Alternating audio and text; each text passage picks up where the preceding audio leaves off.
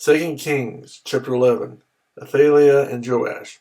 When Athaliah, the mother of Ahaziah, saw that her son was dead, she proceeded to destroy the whole royal family. But Jehosheba, the daughter of King Jehoram and sister of Ahaziah, took Joash, son of Ahaziah, and stole him away from among the royal princes who were about to be murdered. She put him and his nurse in a bedroom to hide him from Athaliah, so he was not killed. He remained hidden with the nurse at the temple of the Lord for 6 years while Athaliah ruled the land. In the 7th year, Jehoiada sent for the commanders of units of 100, the Kerites and the guards, and had them brought to him at the temple of the Lord. He made a covenant with them and put them under oath at the temple of the Lord. Then he showed them the king's son. He commanded them, saying, "This is what you are to do. You who are in the 3 companies that are going on duty on the Sabbath, a third of you guarding the royal palace, a third at the Sur gate, and a third at the gate behind the guard, who takes turns guarding the temple.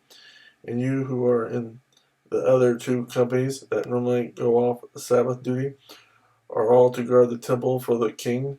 Station yourselves around the king, each man with his weapon in his hand. Anyone who approaches your ranks must be put to death. Stay close to the king wherever he goes." The commanders of units of 100 did just as Jehoiada the priest ordered. Each one took his men, those who were going on duty on the Sabbath and those who were going off duty, and came to Jehoiada the priest. Then he gave the commanders the spears and shields that had belonged to King David and that were in the temple of the Lord.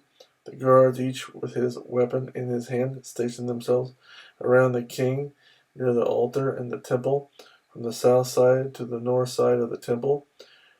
Jehoiada brought out the king's son and put the crown on him. He presented him with a copy of the covenant and proclaimed him king.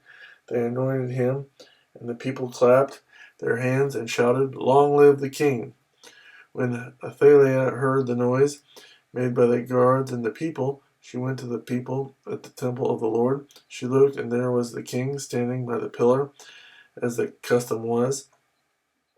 The officers and the trumpeters were beside the king, and all the people of the land were rejoicing and blowing trumpets.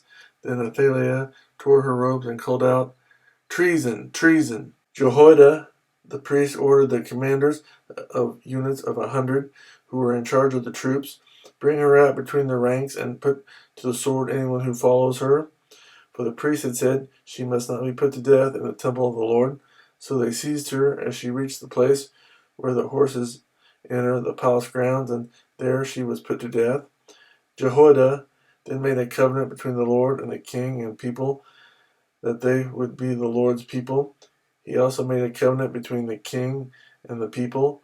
All the people of the land went to the temple of Baal and tore it down. They smashed the altars and idols to pieces and killed Mattan, the priest of Baal, in front of the altars. Then Jehoiada, the priest, posted guards at the temple of the Lord.